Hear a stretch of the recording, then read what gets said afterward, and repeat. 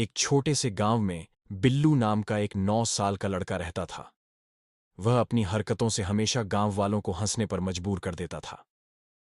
सर्दियों की छुट्टियां शुरू हो चुकी थीं और बिल्लू ने सोचा, इस बार ऐसा धमाका करना है कि पूरे गांव में मेरी चर्चा हो।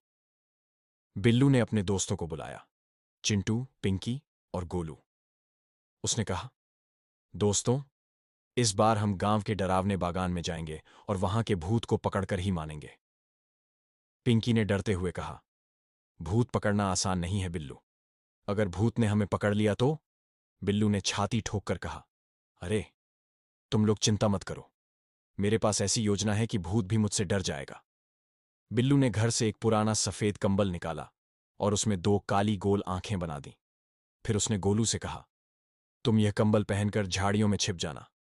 जैसे ही मैं चिल्लाऊं, भूत आ गया, तुम डरावनी आवाज निकालते हुए बाहर आ जाना।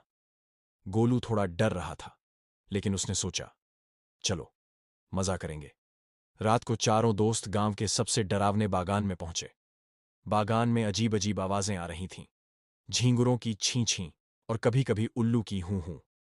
गोलू ने सफेद कंबल पहन लिया और झाड़ियों में छिप गया। बिल्लू ने अपनी मशहूर आवाज में चिल्लाया, देखो, भूत आ गया। गोलू कंबल ओढ़े, डरावनी आवाज निकालते हुए झाड़ियों से बाहर आया। चिंटू और पिंकी डर के मारे चीखने लगे और सीधे भागकर गांव पहुंचे। बिल्लू हंसी से लोटपोट हो रहा था। तभी झाड़ियों के पीछे से एक और सफेद भूत बाहर आया।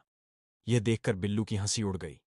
उसने सोचा, अरे, ये दूसरा भूत कहां से आ गया? असल में ये गांव के सरपंच की बकरी थी, जिसने सफेद कपड़ा अपने सींगों में फंसा लिया था और इधर उधर भाग रही थी। बकरी के साथ कंबल में लिपटा गोलू भी भागने लगा। अब दोनों भूत एक दूसरे को देखकर डर रहे थे। बिल्लू घबराकर चिल्लाया, मां, असली भूत आ गया। वह इतना जोर से चिल्लाया कि बकरी भी डरकर कुएं की तरफ भागने लगी। पीछे से गोलू लड़खड़ाते हुए गिर पड़ा और उसके गिरते ही कंबल खुल गया। गांव वालों ने चिंटू और पिंकी से कहानी सुनी और हंसते हंसते बागान की तरफ दौड़ पड़े। वहां उन्होंने देखा कि बिल्लू पेड़ पर चढ़ा हुआ है और नीचे से सरपंच की बकरी उसके ऊपर उछल उछल कर उसे डराने की कोशिश कर रही थी। सरपंच चिल्लाया, अरे बिल्लू, ये मेरी बकरी है, तूने इसे क्यों भूत बना दिया? गांव वाले हंसी रोक नहीं पाए। बिल्लू की हालत देखने लायक थी। उसका चेहरा डर से पीला पड़ गया था और वह पेड़ से नीचे उतरने का नाम नहीं ले रहा था। गांव वालों ने मिलकर बिल्लू को नीचे उतारा। सरपंच ने बकरी को वापस ले जाते हुए कहा, बिल्लू, अब की बार शरारत करो तो मेरी बकरी को मत फंसाना। बेचारा भूत खुद डर गया।